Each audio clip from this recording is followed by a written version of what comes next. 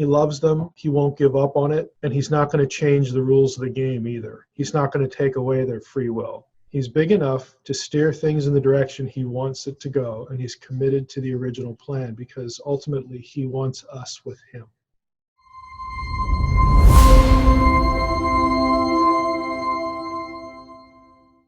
Let's dive right in. It's a big book. Old Testament's long and complicated, so I would love to jump right in. How does Dr. Heiser sum up what is the Old Testament?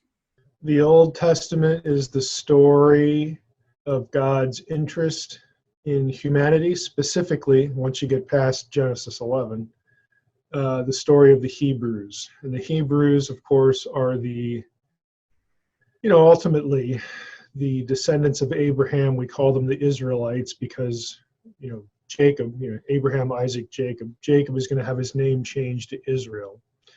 So, in a nutshell, that is the Old Testament. If you begin in Genesis 1, what does God want? God wants a family. We know from Job that God already had beings with him before creation, before the Old Testament's description of the creation of the world and humans. The sons of God, these spiritual beings, are with God already. And so basically, God wants the same thing in embodied form. He wants a human family. He has to create a place for them to live. That's why we get creation. They cannot come to him. He has to go to them. That's why we get Eden with all the cosmic mountain divine abode language from the ancient Near East used to describe Eden, the Garden of Eden. And, God comes to man. He wants human children and human partners to enjoy the things he makes and to participate with him in just doing things he wants to do. And the Old Testament records that goes very wrong very quickly. And God wasn't surprised because he has shared his attributes with both humans and supernatural beings.